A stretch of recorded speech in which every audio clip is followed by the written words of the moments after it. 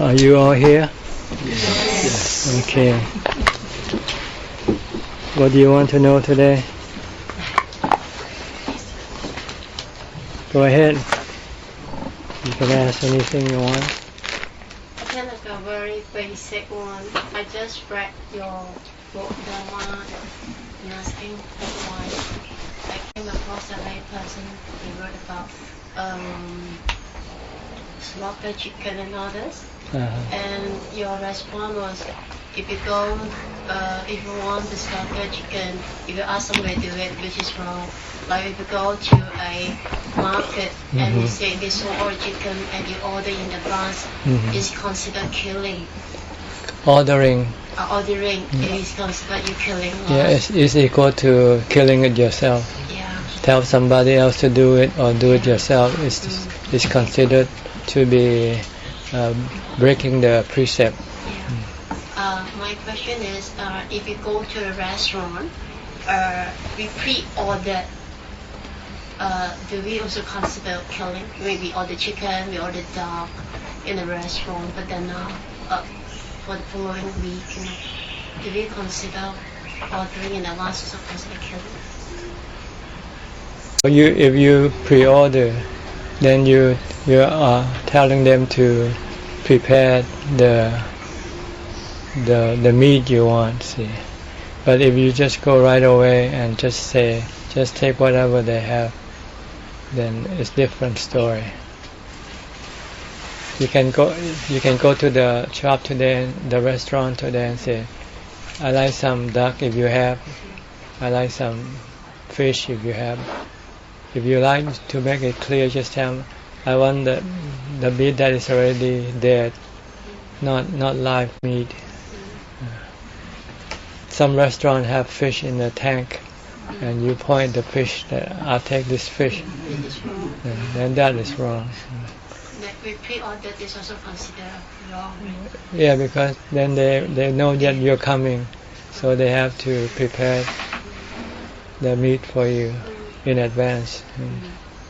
But if they don't know that you're coming, they might not. If they prepare, they just prepare as a normal practice for them. So we should discourage from doing pre-ordering. Yeah. Best thing is to be vegetarian.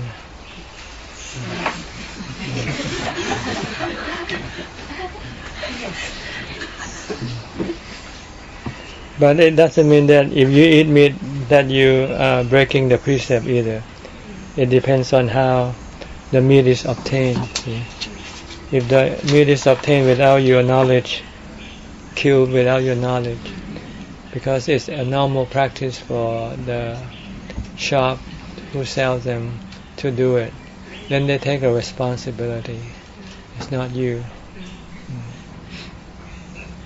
Knowing, not knowing, no. How to untie a knot,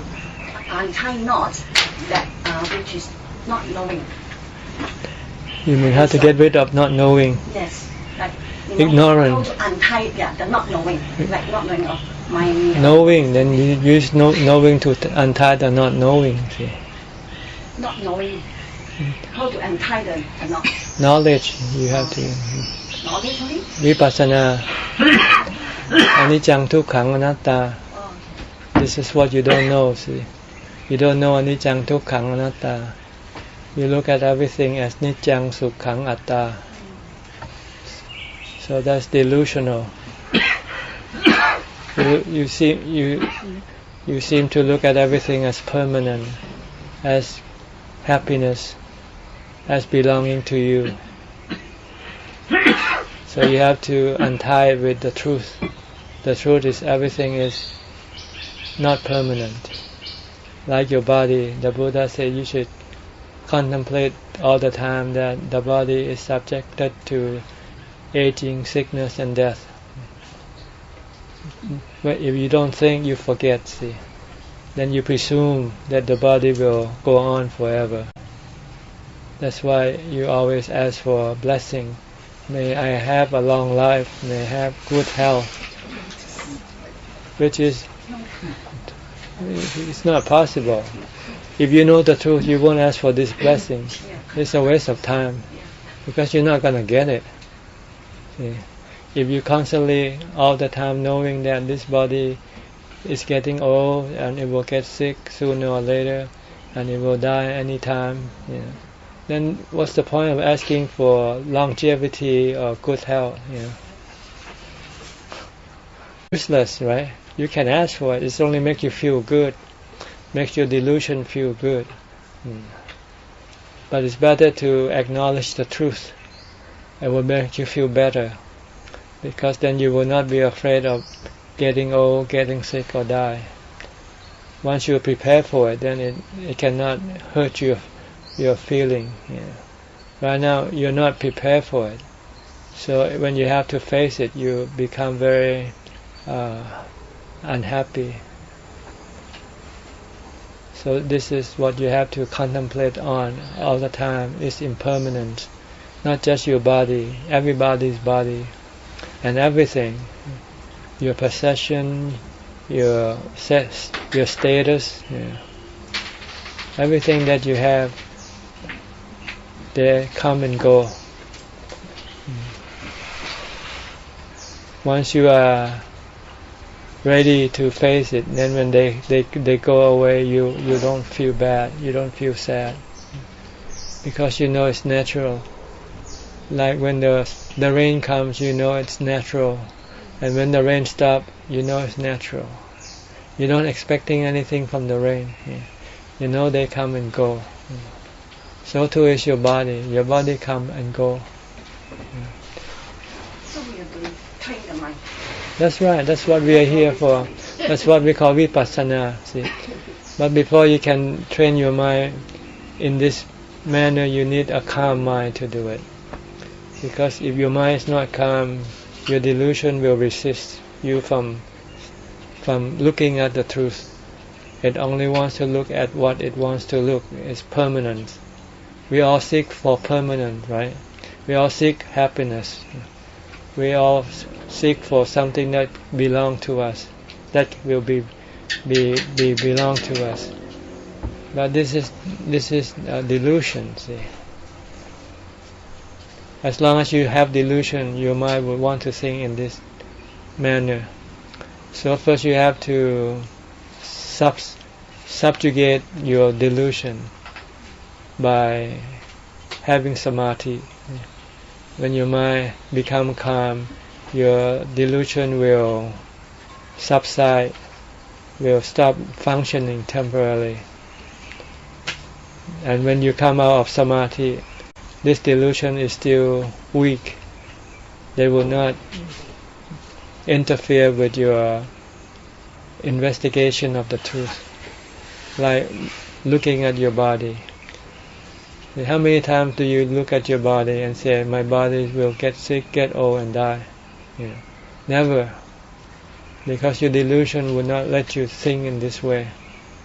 Your delusion always think, oh, I should live long, I should have good health, So before you can investigate the truth, you need to have a clear and calm mind. So you need to have samadhi first. If you don't have samadhi, you won't be able to do it. If you do it, it will be just like a flash. Once in a while you think about it and then disappear like a flash. But Ajahn, suppose like this present moment awareness, we also have to be mindful, aware, and if like defilement arises, we have to use panya to stop it, or to change, to reverse to correct. See, if you like anger, you need to have, you have to be mindful of the anger. And it depends on what you have. See, if you have panya, then you use it. But if you don't have panya, then you have to use sati. See, mostly for most people, they don't have panya. When you're first beginning, you even sati you don't even have. Sometimes your kilesa arises and you just follow your kilesa unknowingly. You get angry and you get angrier and angrier. You get greedy and you want to get what you want. See, so if you don't have panya, then you need to have sati. Sati is a lot easier to develop than panya. See, panya can only be developed after you have sati and samadhi. So most likely for most of you, you should try to develop sati. And once you have some sati, then you can use that when the defilements or the kilesas arise. Like when you have anger, you say putto, putto, putto. Don't think about the object that cause you anger. Because if you keep thinking about the object or the person that caused you anger, you'll become more angrier. But if you think of putto, putto, putto, then you forget about that object or that person. Then your anger will disappear. So first of all, you need sati, the easiest way to counter your kilesa. Because panya is a lot more difficult because you have to analyze and figure out the cause and the effects of things. But sometimes it's effective. If you can use it, fine, use it. But I'm saying that if you don't have, then what you do? Then you use sati, which is so easy. All you have to do is just repeat butto, butto, butto, and don't think about the things that makes you angry or sad. Or you can use chanting. It's the same thing. If you don't like butto, butto, you can just use Namo tassa bhagavato arahato samma sambuddhassa and just keep on chanting repeatedly. Like when you expose yourself to fear, sometimes you want to overcome fear, so you have to go to stay in a place where it's fearful to you, like a cemetery or somewhere in the forest alone by yourself. And when your fear arises, then you use chanting or using the mantra. Try to bring your mind to stop thinking about the thing that caused you to have fear. If you can stop your mind thinking about that, your mind becomes calm and fear will disappear. And you will realize that the fear is not outside, the fear is inside. See? You're the one who created the fear yourself. But this is still considered a temporary measure. You use sati to stop your fear. If you want to get rid of your fear permanently, then you have to ask yourself, what are you afraid of? Are you afraid of losing your life? Can you protect your life? One day when your body will die, is there any way you can stop it from dying? No one can stop it. So if you understand that eventually you're gonna die, so if you're willing to give up your body, then you will no longer be fearful. See? So you have to contemplate on the impermanent nature of the body, contemplate on the no self aspect of the body. The body is just a body that made up of the four elements. You are not the body. You're just the one who possesses the body. You are the mind who come and possess the body, and you have to give up the bodies one day. If you think like this, then you will then be willing to accept death. And when you accept death, then you will not be afraid of death anymore. See? I was hospitalized, and during that time, I was inside something. It's all dark, and then I was wearing all white, and I want to come out from the body to talk to people. I can't, and the fear arises that time. And now sometimes when I'm very, very tired, my heart especially very, very tired, and when I do meditate, it goes into suddenly when there was a bright light, suddenly it comes in a flash darkness, then the fear arises in me. And what should I do during that time? Because at that time I had fear, and then I told myself that this is not mine, this is not myself. And then after that, I stopped meditating. Well, actually, you should continue meditating, continuing maintaining mindfulness, and disregard everything that you observe. But it's like it's in the tunnel, you know. It's going Doesn't straight matter. to the darkness. It's like watching a movie. It's not real. It cannot harm you or hurt you. The only thing will harm you or hurt you is to react to that, to what you see, like being fearful of it. Then it's hurting you. It's not what you see that hurts you. It's your reaction to what you see. So you want to stop reacting.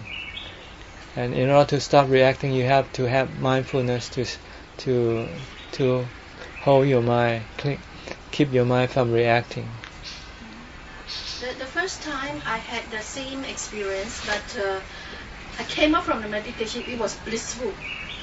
I came up from the meditation and I forgotten about my past, myself, and where I was doing, what I was doing. And then for a moment, I remember that I was doing meditation and that I must remember to meditate. Then the second day, the same experience, but I went into a tunnel, a dark tunnel, and I was very fearful. Yeah, because you don't like the dark tunnel, see. I don't like. But if you like the dark tunnel, then you won't be fearful. So you have to keep your mind neutral. Don't like or dislike. Just force yourself to be neutral, to take things as they come. Very hard. Because you cannot control the mind when you're inside. Well, you can if you have mindfulness. You use a mantra. When you're in a dream, it happens too. Well, just beware and just don't react. Next time. I can catch it. Sometimes I can't. Next time when you see anything, don't react. Just beware, and everything will come and go eventually. Whatever happens to your mind or to your body, there's nothing you can stop it from happening. Only thing that you can do is to beware, and then you will not be hurt. Your mind will not be hurt. But as regarding the body, there's nothing you can do. If the body has to die, it will happen.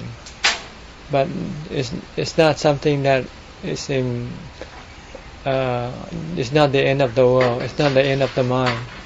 The end of the body is not the end of the mind. So you don't have to, react. Just accept. If you can accept things, your mind will be peaceful and unhurt. But sometimes we forget. This is why you have to train, see. If you keep training, then eventually you will know how to conduct your mind toward everything that happens. See. Right now, your mind tends to react to everything that happens to it. Now you want to reverse that process. You want to train your mind to just observe and beware and not reacting. But you need strong mindfulness. So you have to try to keep developing mindfulness all the time. And if you can develop wisdom or panya, it will even better. Panya will teach you that everything is just a mirage. Everything comes and goes. They are not real. You don't have to do anything with them. They are like bubbles. They rise and cease. They come and go, and they're not under your control. So if you understand this, then you will let go of everything that you come into contact with. Then you just beware and acknowledge. Then you don't hurt yourself. You don't hurt your mind. The only thing that can hurt your mind is the mind's reaction toward whatever it comes into contact with. So this is what we want to train the mind, to stop reacting, either positively or negatively. Positively, it can backfire later on. See, negatively, it hurts you right away. When you face something you don't like, react negatively, you want to get rid of it, then it hurts your mind. If you act positively to something you like, when something you like disappears, you become hurt again. But if you don't react, you just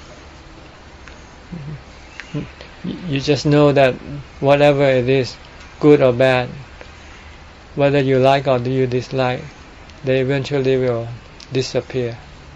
So it's better just to beware and not to be involved, to be attached to whatever you come into contact with.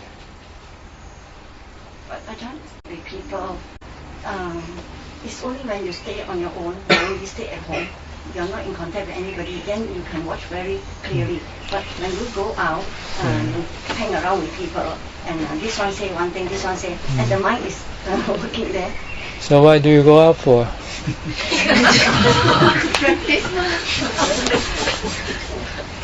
Sometimes it's like friends ask to go out, then you Yeah. go out. Most of the time I stay at Your home. desire, you want to go out, so you use your friends as an excuse. Yeah. If you really don't want to go anywhere, can anybody drag you out there? Because after staying in the house for a couple of days, You get bored. You get bored. Because your mind is not calm, see.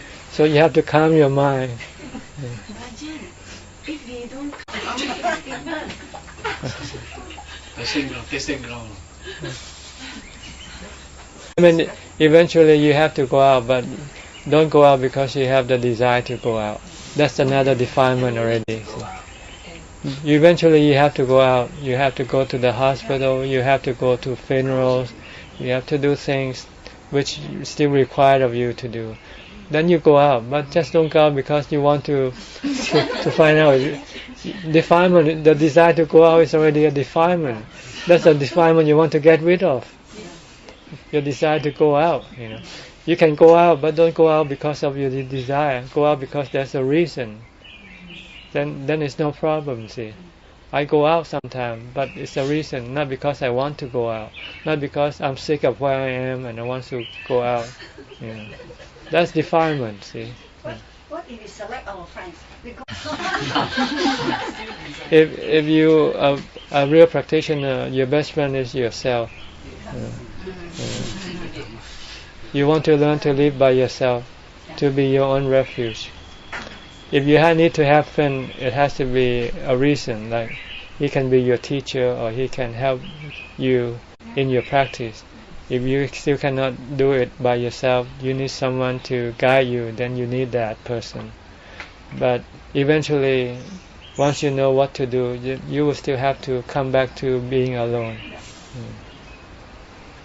But just don't let the defilement use it as an excuse, because you get lonely and you get so you want to go seek company. You know. The body, which I do every day, my meditation, from the head down to the bottom, and then from the bottom to the up. And after that, I will do like I will tell myself that this is not my body. The mind doesn't. The body doesn't belong to the mind. Like what Ajahn said in the book, I will keep saying this, and then I will say like the body changes, the body and the mind changes continuously, perpetually, and then I will say like it's subject to old age, sickness, and death, and then after that I will say that this body is going to die one day, and it's going to return to the four elements, and then I will say like then I imagine myself as a corpse. I don't see the corpse, just imagine me. That okay, the breath stops, then the air comes, the breath stops, then the air comes up, the body becomes cold. Then after that, the water oozes out, and then it smells. Then after that, all collapse, and then the skin turns into ashes, and left with the bones. So that is why I keep on doing this. Yeah, that's right. Just so keep doing it. I'm becoming very dispassionate towards people around me. You becoming what? Dispassion. Dispassion. You have dispassion toward other people. Including my family members and everybody. Because I start to see like, what's that? Is that normal? Yeah. Or shall I stop? No, that's good. Good. You don't want to be hurt by their death. See. If you know ahead of time this is what will happen, when they die you won't feel you don't have any feeling, sadness or anything like that. Because you are studying the truth of the body. And you should also separate the body from the mind. That what dies is just the body. The mind that possesses that body doesn't die. Your parents, your father, your mother didn't die with the body. Your parents is in the mind, and so they go on to a new world. Maybe to the spiritual world first before they come back and have a new body afterwards. So when you understand the truth, then you see that nobody actually dies. What dies it's just the 4 elements that come and form a body, form the 32 parts, and then they separate. The water go back to water, the air go back to the air, the earth go back to the earth. This is all a process of integration and disintegration of the 4 elements. You have to look at it that way. And the person who possesses the body, which is the mind, each individual mind doesn't die with the body. It goes on depending on what it has done in the past. If it has done good karma, it goes to a good birth, good realm. It has done bad karma, it goes to a bad birth, bad realm. And if it can get rid of all the desire, then it goes to Nibbana, no rebirth. If there is no desire in that mind, then there is no rebirth. But if there is still desire, then that mind will still have to come back and be born. And each mind has to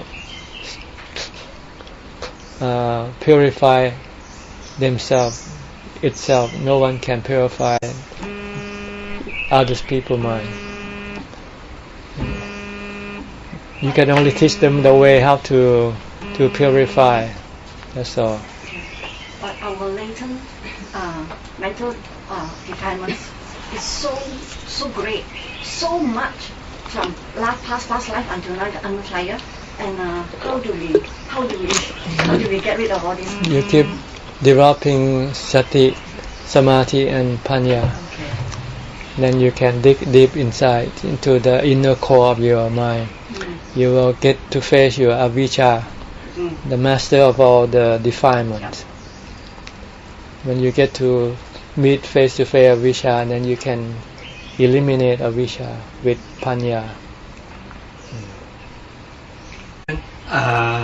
Ajahn has mentioned in the book that death is terrible and it's very painful.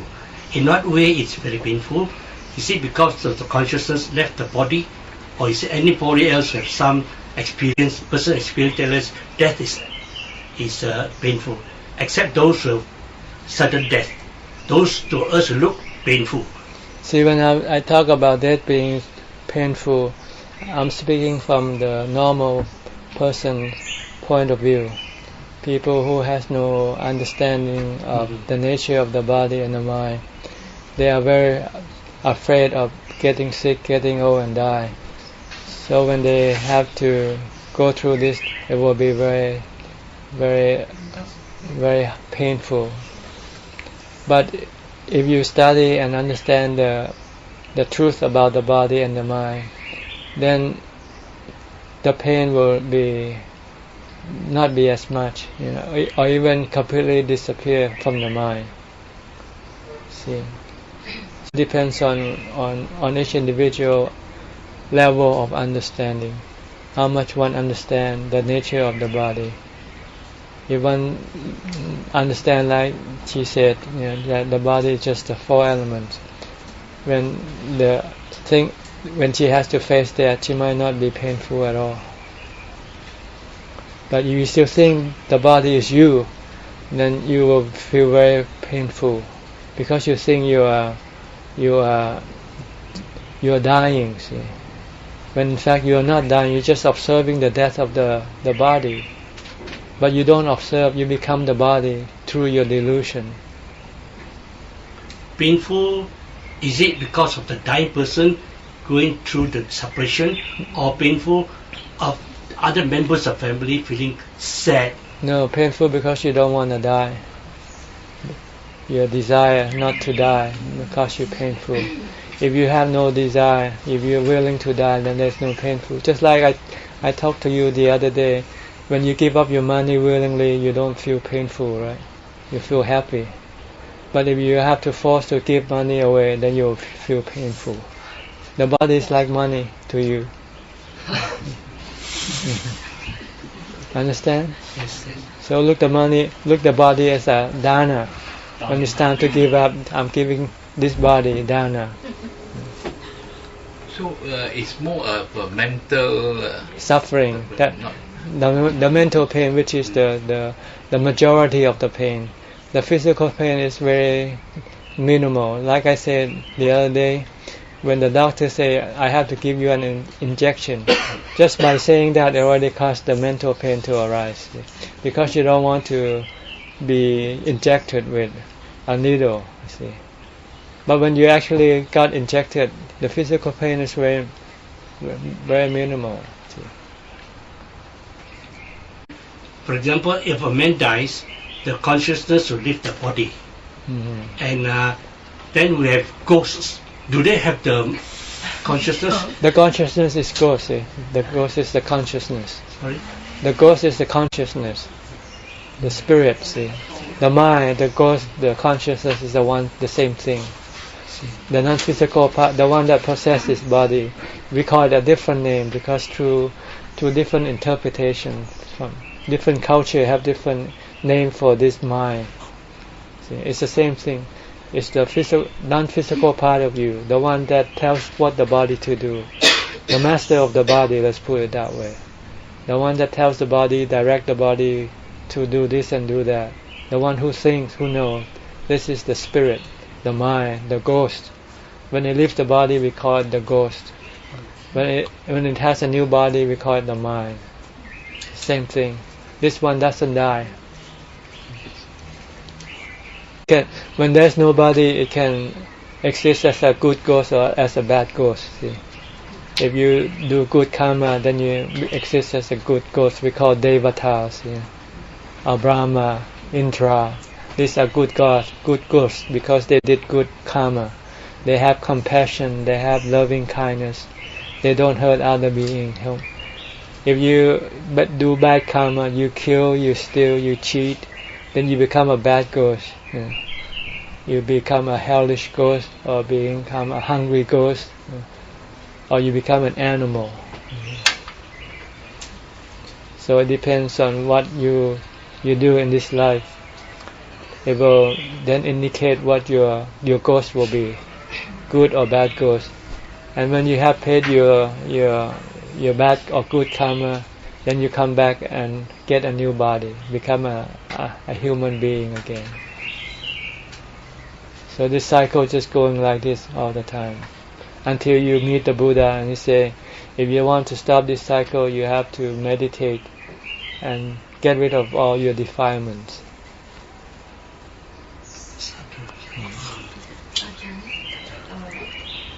It is under that once we have attained the samadhi, we can go into the investigation, right? After you come out of samadhi, not while you're in samadhi. After you come out. Because when you're in samadhi, you are charging your batteries. You're charging your mind, your ubekkha.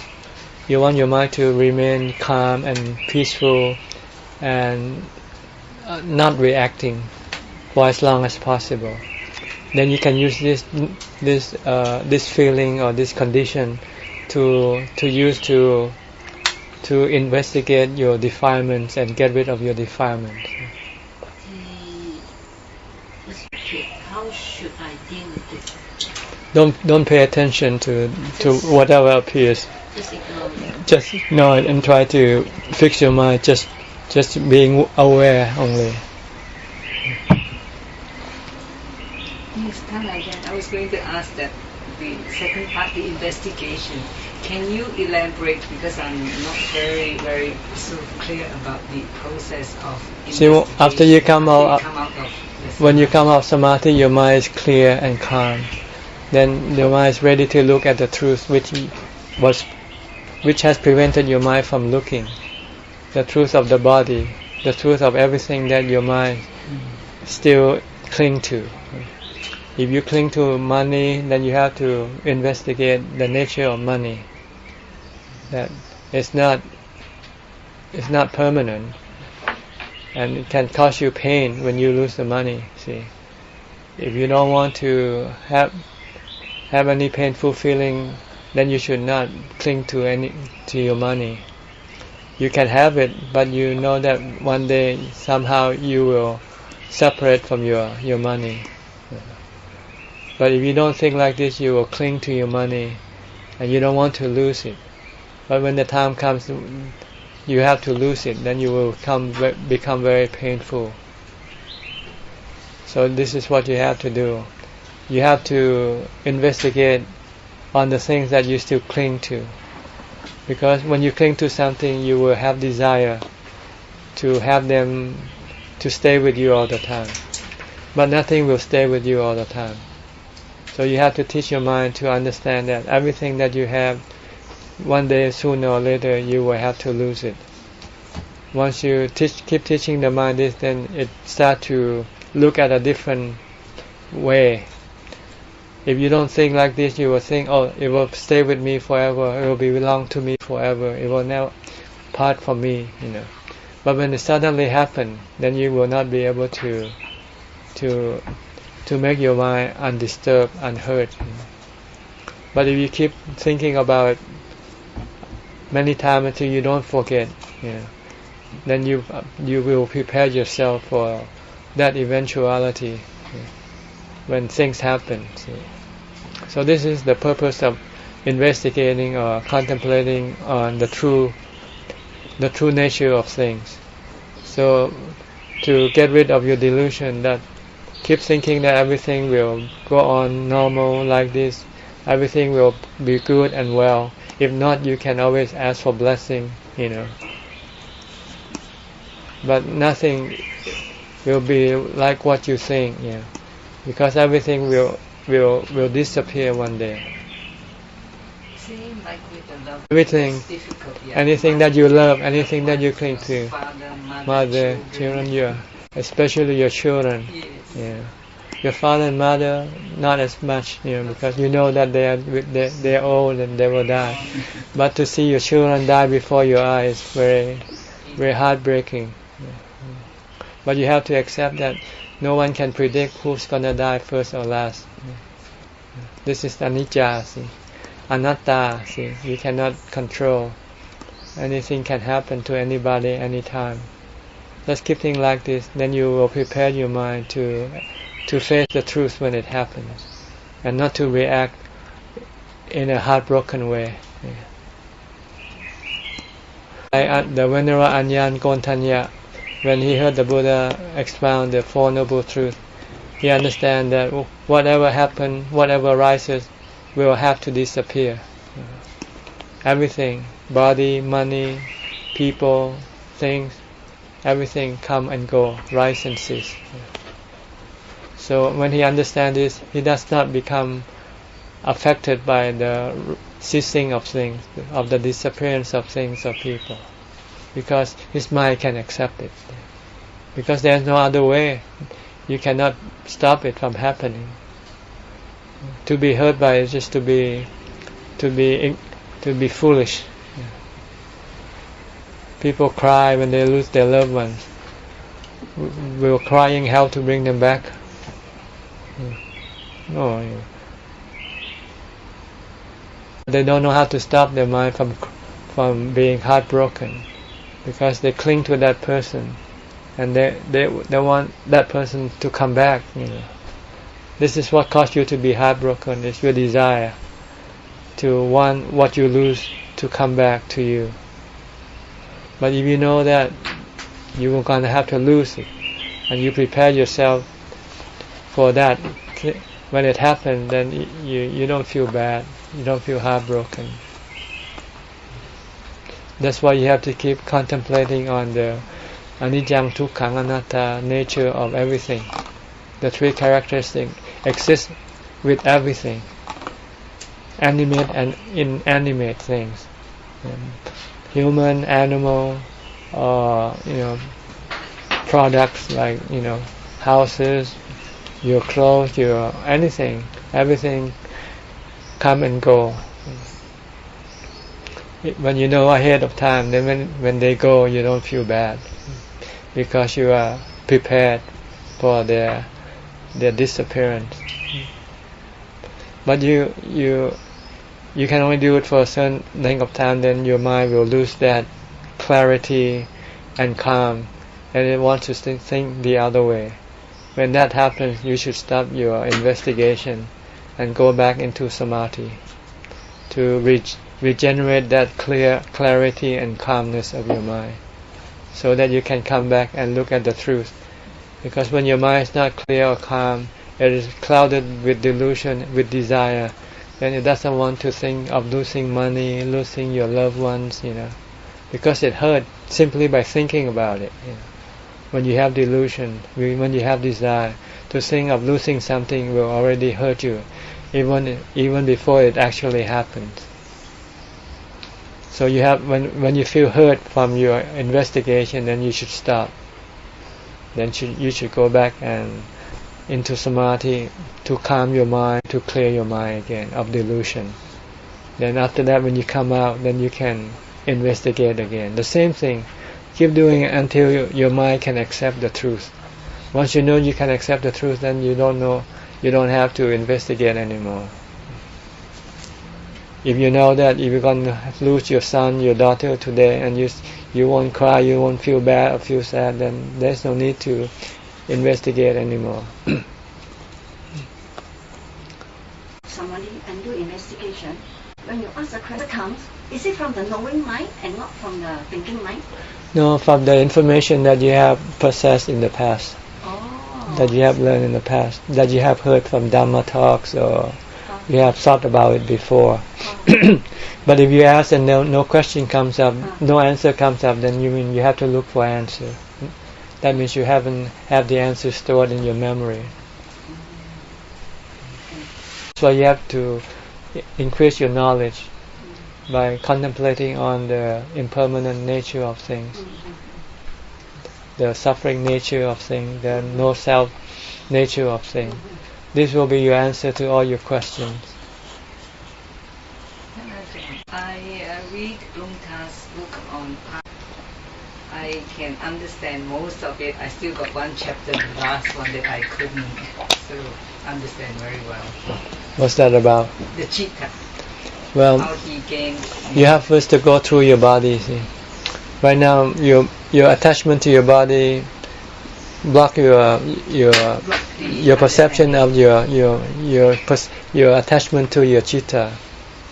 So first you have to get rid of your attachment to your body before you can then go and see the chitta and your attachment toward it. It's like the banana. First you have to peel the skin before you can see the meat. See, first you have to get rid of your attachment to your body. Once you have passed that, then you can understand the attachment to the chitta. It has to see it from the point of practice. Just to think about it now is not possible, because you don't see the chitta in the first place. You have to have samadhi to be able to see the chitta. And even that, you still cannot understand the nature of the chitta if you still have problem with your body.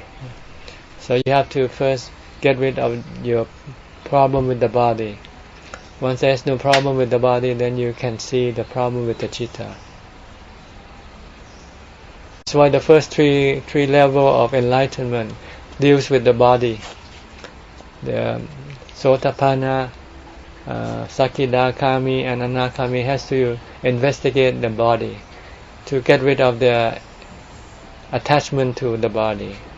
Once they have got rid of the body, then they can come face to face with the attachment of the mind. So it's not important to know now.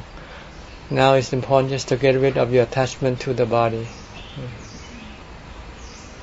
Not just for death or for sickness or pain. You also have to get rid of your sexual desire toward the body also. That's why you have to investigate Asupa. After you have passed the investigation of the pain and the death of the body, then the next point is to investigate the Asupa nature of the body, so that you can get rid of your sexual desire. Once you got rid of your sexual desire, then you would have nothing to do with the body. You would not have any desire for it. Your body or other people's body, your husband's body or your wife's body.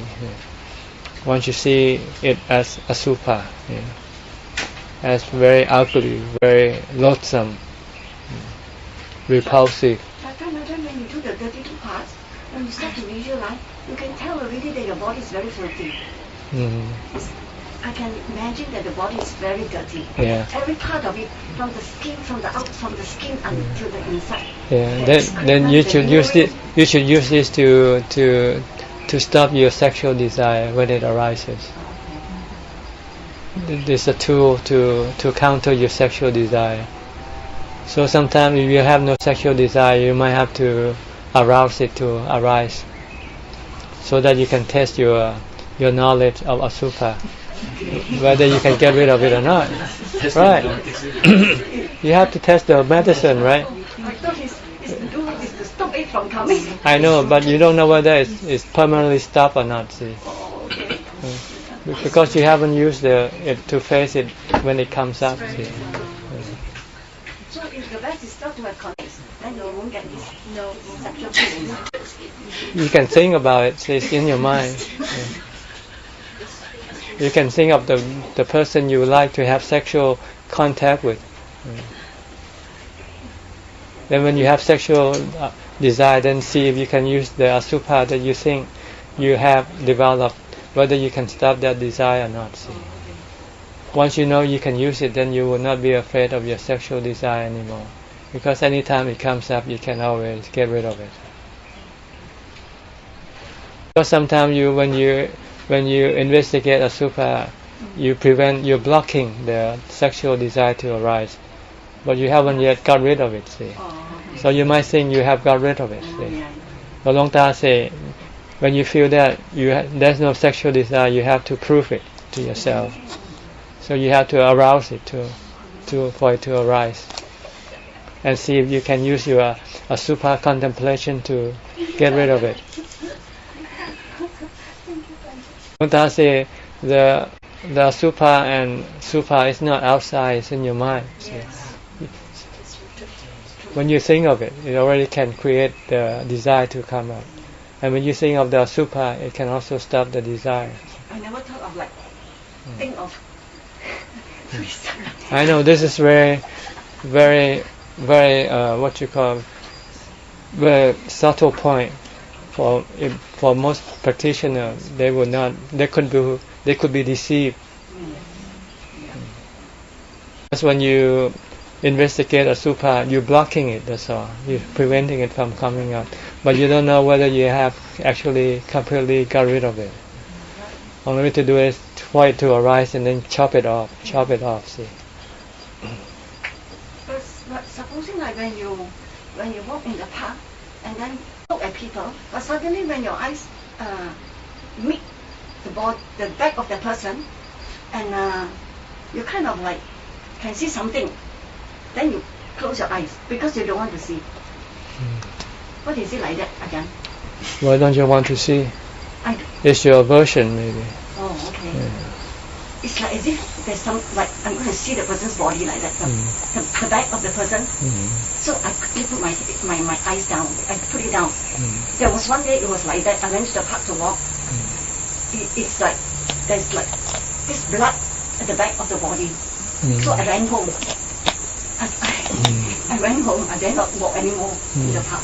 Why is it like that, Ajahn? Well, because your mind still have aversion, have defilement toward Asupa. See.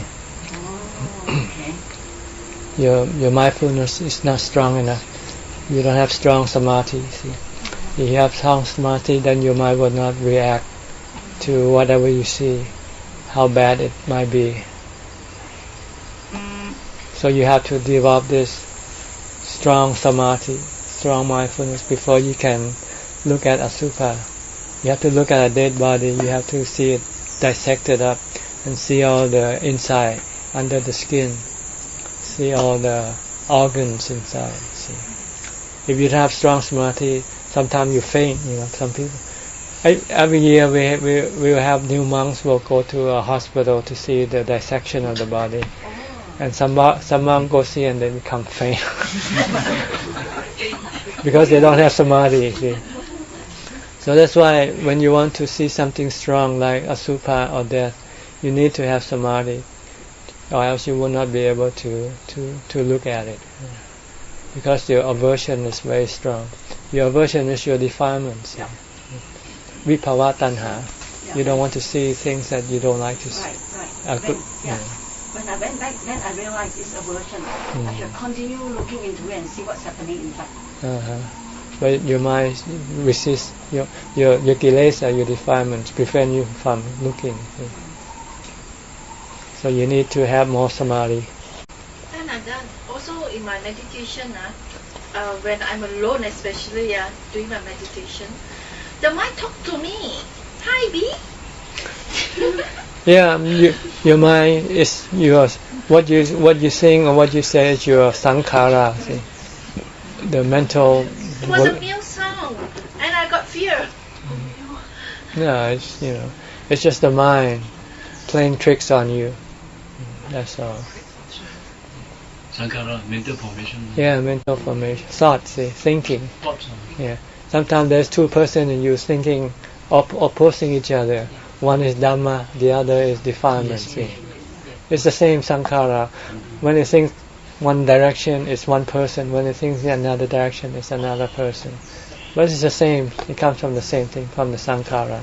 So then I just have to ignore it, is it, and continue. Yeah, just say it's anicca, dukkha, anatta. It's sankhara, anicca. Sankhara, anicca, sankhara, dukkha, sankhara, anatta. You cannot control it sometimes. Sometimes you can, sometimes you cannot. If you leave it alone, then don't react, then there's no problem. See? The problem is you react to your sankhara. Yeah, because I don't know what to do. Yeah, because you don't have enough knowledge. That's why you need to study more Dhamma.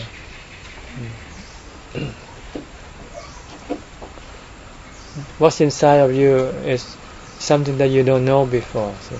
When you go inside and when you see something, then you don't know what to do with it. You would usually react to as you used to react to things. If you see things you like, you will react positively. If you see something you don't like, you will react negatively. But the true way or the best way for the mind is not to react, just to acknowledge, just to be aware. And just know that everything, whatever it is, they come and go. You cannot control them. If you want to control them, you will become unhappy, or it will hurt you when you want to control them. Many of your books, and I find that it's so simple and so easy to understand. So actually, understand much more. Yeah. Thank you very, very much. The truth is very simple. The truth is very simple. But our delusion wants to make everything so complicated.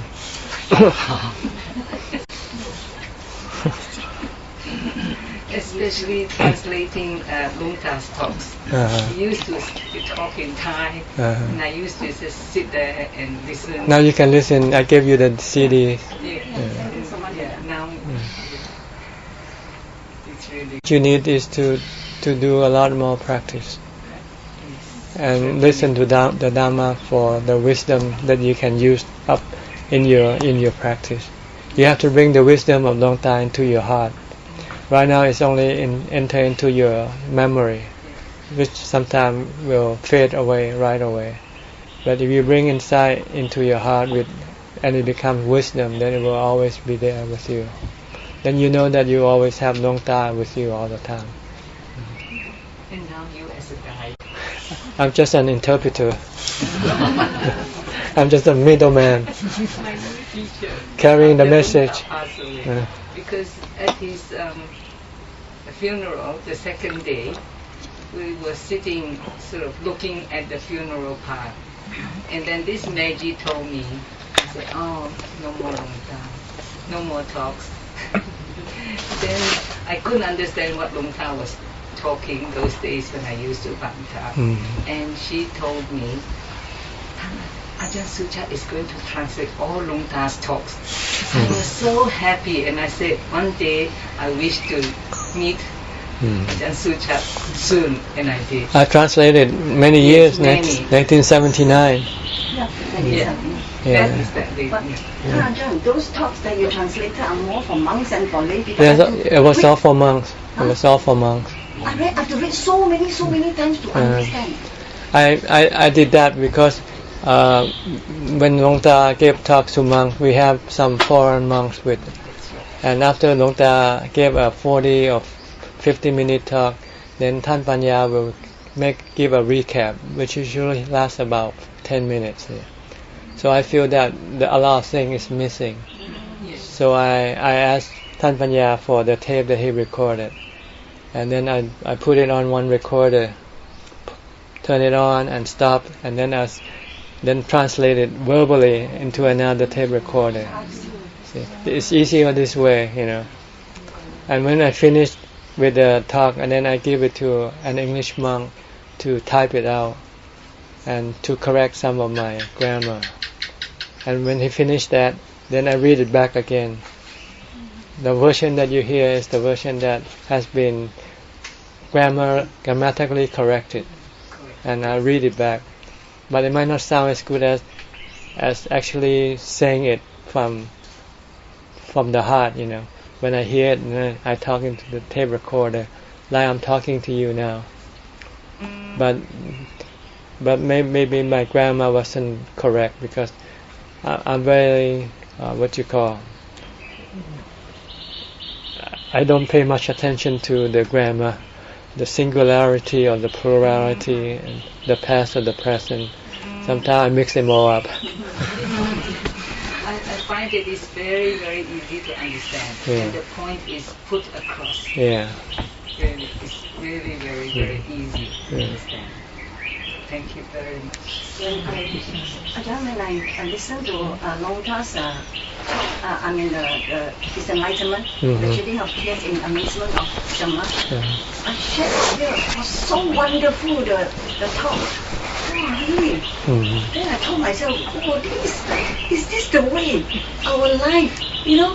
When you talk about the past life and all these things, how many of your past life you have been, and it was so scary, you know. It was really fantastic, that talk.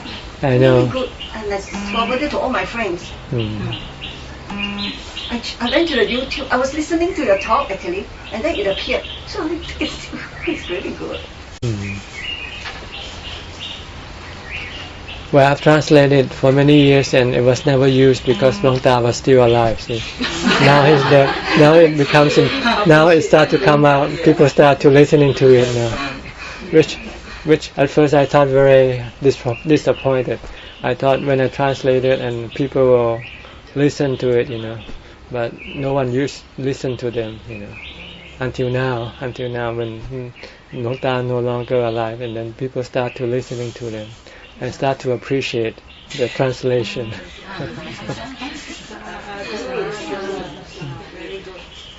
Now we have been. Okay, anything else? It's almost time. Alright. Okay. May you all progress, advance in your path toward Nibbana. In this life. In this life. Yes. Can we ask for forgiveness? No need. You haven't done anything wrong.